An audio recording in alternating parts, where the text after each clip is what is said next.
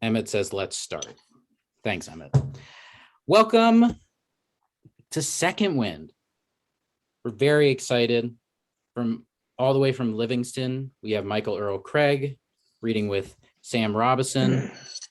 And I think we're really in for a treat. I'm really excited, which is the most important part because I'm running it. So that's what I'm on the lookout for. Sam's going to read first. Sam Robison is an MFA candidate and writing instructor at the University of Montana. Before school, for years, he worked as an orchardist and small-time farmer in rural Washington State, which is Slalom and Chemakum land. I'm sorry if I butchered that, where he compiled collections of poems from other land, boat, and forest workers. He served as the managing editor of the New School's undergraduate literary magazine, 11 and a Half, and his contemporary work appears in Pleiades, Moss, and elsewhere. I always look forward to one day being able to say elsewhere, like any number of places. As is traditional, I say a small personal fact. When I got to the program, I sent an email to everyone. I knew a few people here, but I didn't know many. I was like, hey, does anyone want to hang out? And Sam was the only person to respond. And, we were fast friends, and I can always rely on Sam to hand me some weird book and give me some great poems about apples. I'm kind of jealous of the fact that if someone asks what his thesis is about, he can just say apple. That's way better. So I'll shut up and we will have Sam Robison read us some poems. Feel free to applaud. Yay! Hello. Hello. Thank you so much, Mark. I appreciate that introduction, and thank you to everyone for being here. Thanks for devoting a little time on your Sunday night. And thank you to Earl. It's such a pleasure to meet you, and I'm honored to read alongside you. And yeah, hopefully someday we'll meet in the flesh. Okay, well, I've prepared maybe 5 or 6 poems here. I think I'll start with a poem called The Orchard, which it's kind of meant to be like a sort of introduction to my current little thesis project. That the poem stands on its own is yet to be determined, but I do think it introduces some interesting ideas that might crop up in this reading as I press on. Yeah, I'll just dig in. It's called The Orchard. The orchard. In the orchard, I practice tedium, or practicing tedium, daydreaming of days of totalizing tedium, a panopticon type tedium, young garment girls tossing themselves off 3rd, 4th story tedium, younger solderers throwing themselves beyond the nets, beyond the cobalt, the wires, the raspberries. In the orchard, I practice a certain doomed patience during clipping. I'm clipping for dressing and keeping, to dress and keep living, to keep drinking during clipping.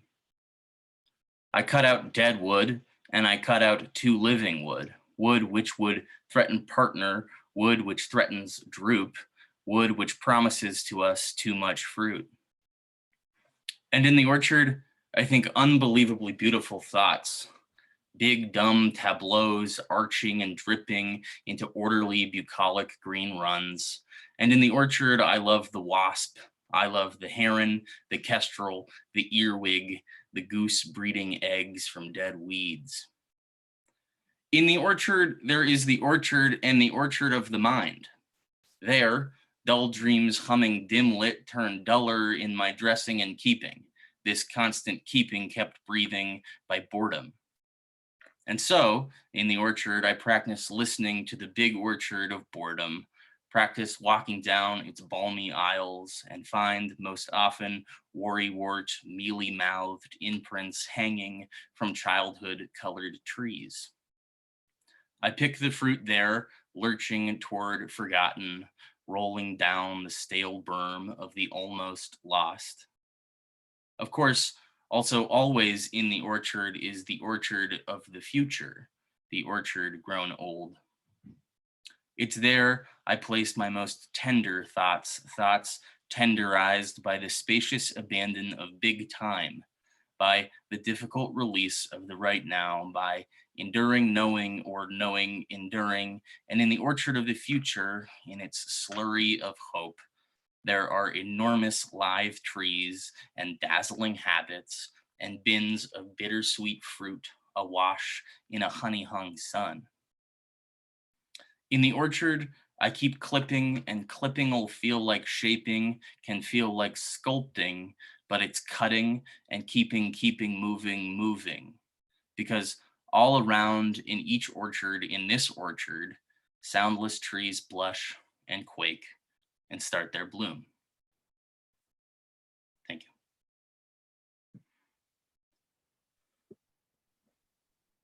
Okay, I'll press on. This one's called Salt Lick.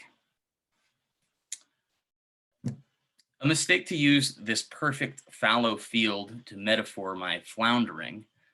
I funnel myself down instead and rot here and leach my sugars and spoilage to the tansy roots, the crabgrass, the dock. My invitation, mildew my membrane, intern me rhizomes and drink of my melt. Enfolded here, I avert my gaze from every imaginable threshold. My debts, the dandelion, my progress, a spray of mole mounds sprouting buckwheat and spurge, lazy and agog in sunlight. Here, a stump, I negotiate a precarity wrought of distance, man, beast, field, bird. I eat them, peaches, celeriac too, and offer my bulk that they might eat me. Recognize this deferral of order, of class, this kingdom of ubiquitous accidents unclean. To this pasture I take off my boundary, glaze my skin with your spit, that dew. And to the shepherd, ignore me, or crook me, or shear me, but let me erode here a salt lick for lambs. Thanks. All right, the next two are, they go out to my dog, balloons. The first one's called Hyacinth Dog.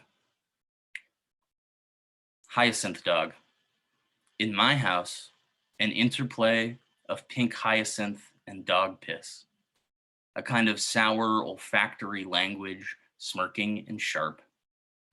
The hyacinth's naked, pregnant bulbs say muddy things, mound and muck. Really alive, really wet, they speak soft. Little earthen nodules crimped to their terracotta cradle. The hyacinth's proud flower, asparagus-like, says confection, heat, a caramel aerosol. The little bud mouths mouth clean, keep, primp. Cheap pylons wafting off a syrup glower.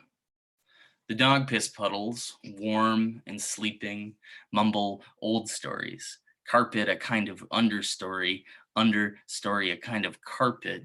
Seeping in, they say, un-outside, un-inside, troubling what the threshold might hold. That the puddles are inside means what it means that the hyacinth is. Also means violation of container, reconsideration of supposed boundary, a flimsiness of film. Dog, undifferentiating, knoll and rug. I sniffing around. Is it a house or hillock? Thanks. Okay, one more dog poem. This one's a fairly recent entry. Dog and Coyote. And it's not the gulf of misunderstanding, but its character. That it's composed of what feels to me on my skin, up the trail a ways, looking at my dog nose to nose with the coyote he's rustled from the scrub like violence. Maybe misunderstanding is a mistake. I understand nothing about the coyote, its hunger, its practice, and little more about my dog, small there, duff-colored, the quickening crank of his little mutt heart. But they stare into one another for a handful of slow seconds, each to the other uncanny and strange. Maybe recognition is too slick too. In that yellow field, I think mutant cousins. I think of the time between them, the grayness of it. And the coyote gives chase hard. I start to yell the clean guttural sounds I've learned to use to move animals, the stubborn horse, the bear lavishing the dumpster. These are embarrassing and very loud and don't work. I run toward the two of them running toward me and am resolved. I will shove both hands into the thrash of fur and jaw muscle, let my own blood into the snarl and snot, and kick away this wild dog. Beast, I think. And I will carry the leftover tatters back down to the road, however broken. I don't have to. The dumb volume of my noise or stumbling stops it all. My dog makes it to me, and I cradle him, coo a little, start to talk it over. The coyote ducks into the vast spread of bramble. Later, headed home, I know it won't be the brawl stuck in my head. Not blood, not heat, not the prying off of jaws, but the soft moment before. Three motionless animals looking for a way to look at one another, caught in the precarity of distance, slow in proximity's honey. Thanks. Okay. I've got a couple more. Yeah, I guess I just wanted to say that this next one contains a little animal suffering, and I'm happy to give a heads up for those of you for whom such a thing is useful. I'll read it. It's called Killing a Horse. Bill was a good horse, but Bill was a mean horse. I did not ride him, but I did, in a cold way, love him. Bill was not my horse, but my neighbor Alice's, though really, Alice did not live next door, but kept her horses, 4 of them, on the 100-acre spread just west of my little house. She paid me some to feed these horses, to toss hay over the fence, and come summer, to toggle them from grass-dense paddocks to barer ones. I did weekly change the horse's water and dripped medication into one's eyes when he scraped them against the bramble, the low brush, the wire. This horse was blind, but unlike Bill, did not die. Though I cared for Bill and the rest, and though I don't blame him, he did not acknowledge my dominion. He would bite and kick and bully and would not go to where I led him. In spring, when the grass shot up, charged with new sun sugar and was green, lithe, and everywhere, the horses risked overeating, getting colic. Colic does not always kill a horse. The knot it puts in the intestines can sometimes be unwrung. Of course, I could not get Bill off grass in time. Carrots rolled in sugar, his halter, a rope, my stamping, swearing, howling, not enough. By the time I pulled him into a muddy pen, he'd begun to bloat.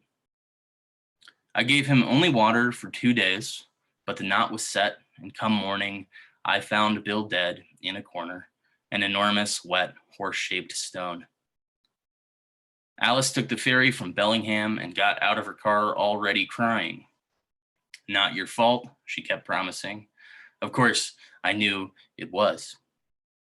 We tied Bill to the bucket of her tractor and dragged him to the level driveway. Of course, he stank and seeped. As a counterweight, we would have to lift him. We attached a field mower to the rear of the tractor, and we reaffixed his legs to the bucket. It was natural that Alice would drive. When she raised the bucket, the weight of his body snapped all 4 ankles, and as she inched away, he hung from his ties, by the strength of his tendons alone. Like a roast pig, he hung. She angled down the hill towards our easterly neighbor who had an excavator and could dig the right hole. We would bring the horse to his machine. And so softly went our weird funeral procession, the diesel hum a perfect dirge. Black, dead horse aloft, the tractor, the crying woman driving, the unmoving mower than me, so small. A hole was dug, 2 horses wide, 1.5 deep, and Alice slid in Bill. Thanks.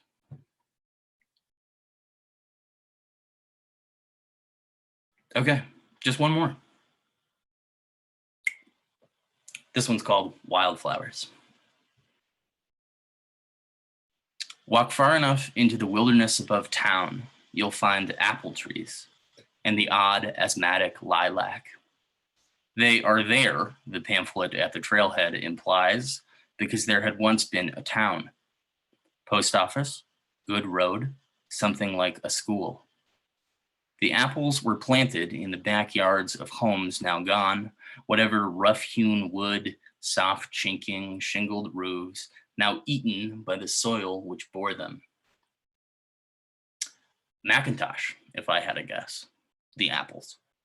Red delicious maybe, no bitter sharps, but choices versatile.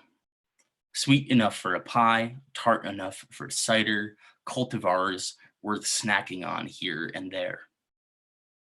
And I dream of them. Talk of taking a cutting, letting it root out in a pot back home, or else a graft. Harder, going up with a thick sack, hauling some fruit home. What stops me? Some days it's leave them for the bears, those critters who dream of them too. Or it's better let the old things rest, whittle away their last slow decades spared the crude pestering of my picking. Today, they're ghouly, sickly flags of an occupation gone sour, clinging red signposts of a ghost town with virtually no ghosts, dug in by folks who, for loss of profit or premise, recoiled and ceded to the howl and press of these hills. The apples themselves are not invasive. They're persnickety and non-rhizomatic. The fruit that falls or is by bare gut taken away won't set seed. If it did, the resulting apple would be uncategorizable, a lonely, anomalous pip. In winter, lacking the decoration of fruit and leaves, the trees are undistinguished. Each spring, their understory thickens and spurts. The clematis works hard to entwine them. And in May, maybe now, after all this time, they're wildflowers. How'd I do on time? Is that good? Wonderful. Oh my God.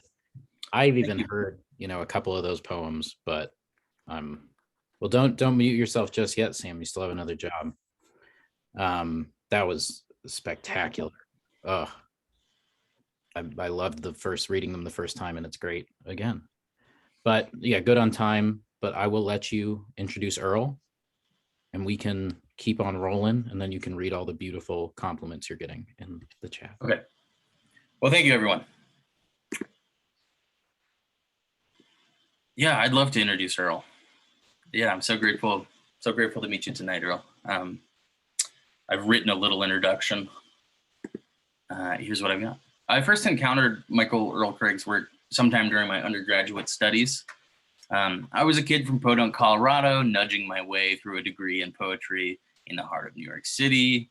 I was as lost as I was awash in all of it. But I found Craig, and in Craig I found something like a home. He showed me that a rural sensibility doesn't preclude humor, candor, contemporaneity, the cinematic. He showed me that a poem about a cold horse can speak to so much more than ruggedness or rusticity, independence, grit. And then always embedded in visions of a rural life are ideas like generosity, adaptability, seeking, peculiarity, the good stuff. Yeah, invariably, introductions of Michael Earl Craig insist on a discussion of his full-time profession. It's not just a poet, not always, but a farrier, a horseshoer. I don't know much about the trade, but I know that, I imagine that like poetry, it can be exceedingly tender work. The carefully shaped nail, like a metaphor maybe, must be driven in just so. The thick hull of each hoof, like a poem's argument maybe, must be considered with patience. And of course, all along, the horse, like the poem, is alive, maybe ornery, adverse to pestering, liable to kick. In Craig's work, I think we find an appreciation for this aliveness. Ideas shift their weight around, images squint and flit. We're often invited into the making of the poem, to watch the poet test out the terrain and tweak things. In their oddity, in their commitment to the counter, original, spare, and strange, his poems reward us, tempt us, and welcome us. Again, I'm so grateful to read alongside him tonight, and grateful he made the time. I'll hand it right over. Thank you, Earl. Well, thank you, Sam, for that introduction. Wow, that was very thoughtful. It's like you've in some ways thought more about what I'm doing than I have thought. Is the audio is on? I see. I'm a little okay. I'm going to read. Thanks again for inviting me to read with you this evening. As some of you may know, I was an undergrad in Missoula in the early 90s and just loved my time there, and had so many great experiences in Missoula. And I'm not too far away from you all, so I get back every once in a while. Maybe I'll get a chance to meet some of you in person. I'd like to start by reading some new poems that are within the last couple of months. This first one is called The Wishing Well.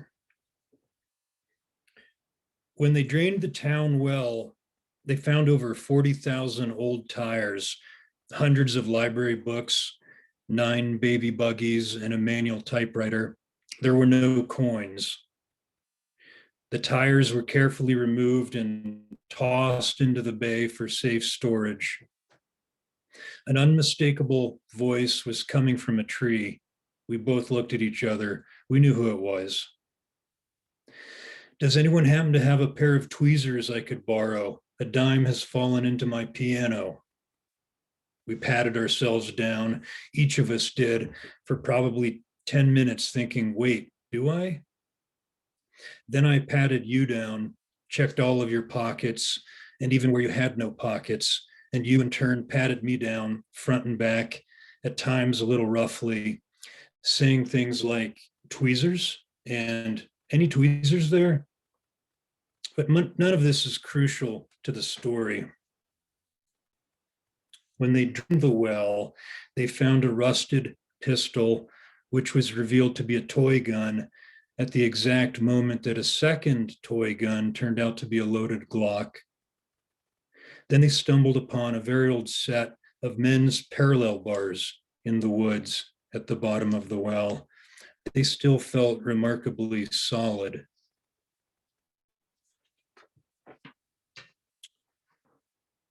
This poem is called The Cactus. Due to the reaction-enhancing drugs I've been taking, the lower left side of my face sags during tennis. It sags in the locker room and it sags on the pillow. An owl, pretending to be Joanne, screeches over and over again, but with just the right pauses for emphasis. I get up and crack the window a bit. Recalcitrant chickens drawl chicken speak into the millet hour.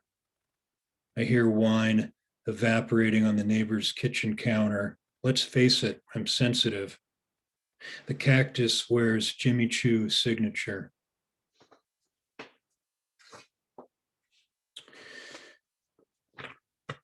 This is a poem called It Was Too Late. He was already galloping down the road toward Dresden, his hat and jacket densely covered with black butterflies. The recent rainstorm had the marsh wrens talking, shifting foot to foot. The roadside ditches lined with carpets of knotgrass. Rain-wet cobblestones glinted, hoofbeats clopped and slid. Smoked witch balls hung in nearly every cottage window, and beneath all this his bib was stained, spilled port and maybe pudding. The port in particular left its melancholic Rorschach. Something had called him, and he was responding, like a wagon driver with a load of bone china, like Odo of Cluny scooching sideways toward mercy. He closed his eyes, his horse did not notice, and saw seaside slot machines, a bowl of candle nuts on a nightstand, an endless tail unfolding scarf-like over a sea of apple trees. The flute player's waxed fingernails drummed unrhythmically. Who was she? He jiggled the reins a bit. He perked up. He was near now and loped along a stone canal. He saw a colony of white ants floating on a stale loaf of rye.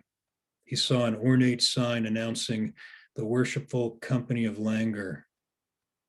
A previously hidden canal boat now seemed to be following him. The morning light hitting water looked almost deep straw yellow. A drunk man threw perfect cleat hitches despite peeing his pants. Also church bells heard at intervals and noodle vendors down from Noodle Towers, the very same noodle towers he had often dreamt of. A baby had unswaddled herself, left blankets folded on a park bench. A fountain gurgled, tossing ropes of water, speaking softly to crickets who pretended not to listen. His horse walked now. The man was shaking. Someone threw him an unripe pear.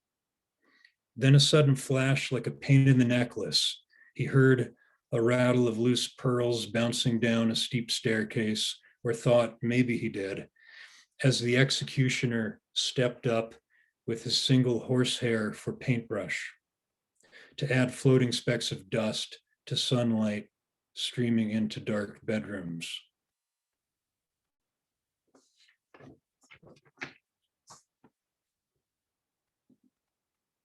Okay. This next poem is called Waiting. From his crib, the son spoke to the father. He played with a helium balloon, which made his voice deeper. He sounded like a cello. He lay on his back and inquired about his mother. Large, dark clouds moved briskly over the land, made more dramatic by occasional holes in them. The father went to the window and watched. It was one of three things he would do when this happened.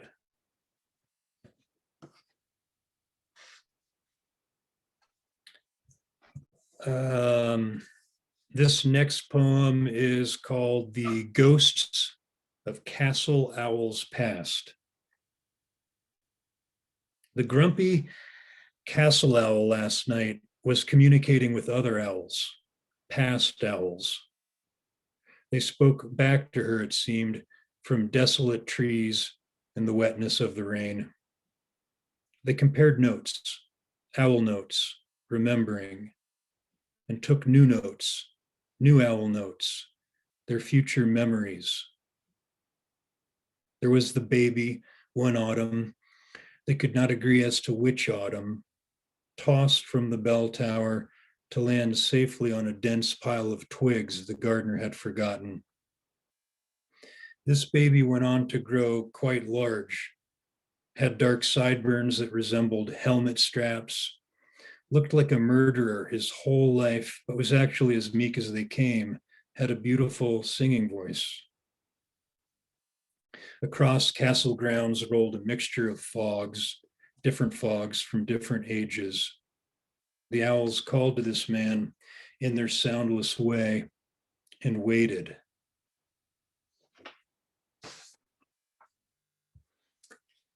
This next poem is called Walking Along the Tiber River.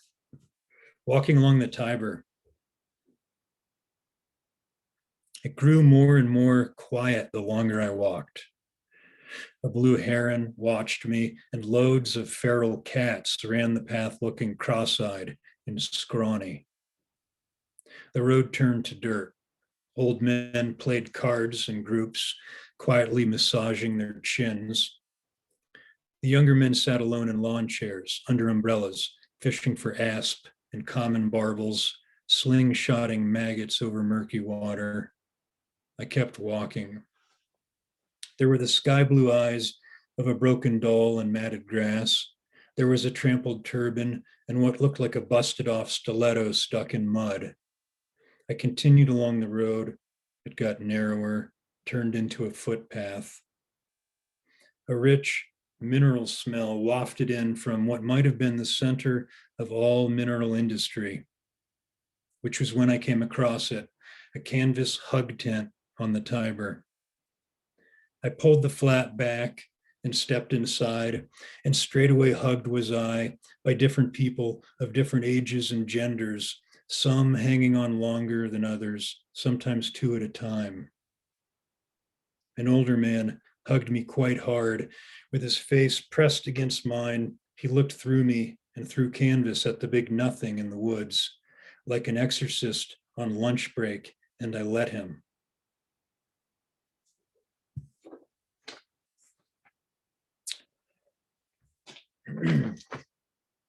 Okay, this next one is called Sprezzatura, which is, I suppose it's sort of a fancy Italian word for,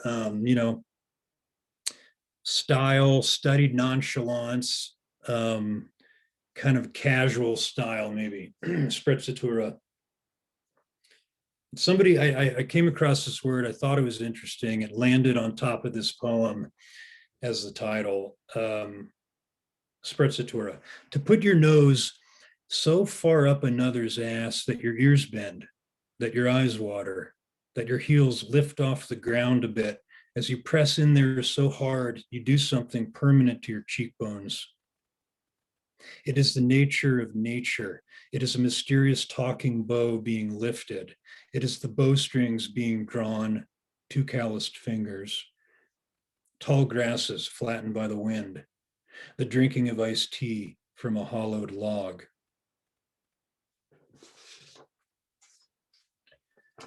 And now, to sort of celebrate moving into another winter of possible COVID troubles, I have two poems that were written maybe about a year ago with not very creative titles. This first one is Dr. Fauci. Through the garden he moves like a flesh and blood C-3PO, the last man standing, or one of three living people. Okay, 17, but of them he's one of only three still gardening, and he does not have a mask on. He goes up lane 7 because he calls all Bean Rose lanes, with the metal watering can making little gestures with its spout. Tiny intuitive decisions for things like beans and cucumbers, up one lane, down another, with no one to hump or to hug. Methodical turns of the wrist, of the wrist, of the wrist, shuffling casually toward sainthood and compost.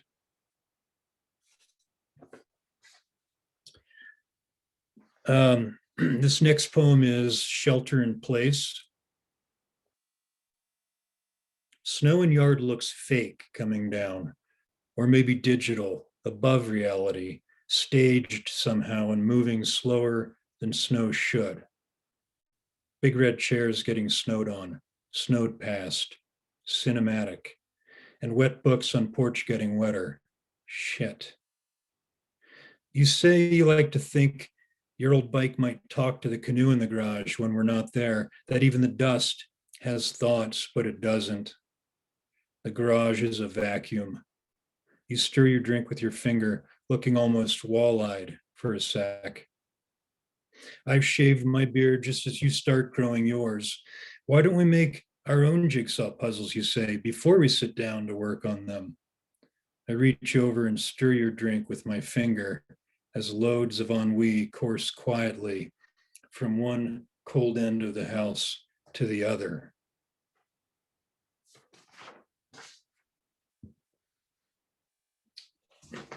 Okay, just see here.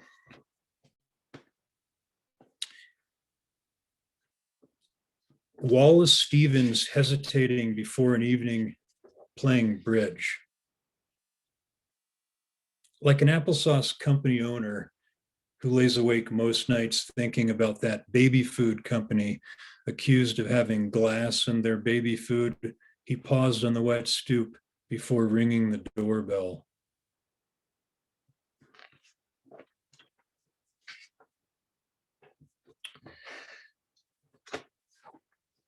The red mitten. A school bus is following me. I stop walking, it stops. I start again, it resumes. The windows fogged. This goes on for a while, creeping across town. I turn left, bus turns left. I rub curb, bus rubs curb. I stop again, it stops. I take one step backwards and hear a gear grind. A small red mitten wipes the windshield. I jog sideways like a sedated horse dreaming, and bus doors open, let out 40 screaming children who run at me swinging book bags.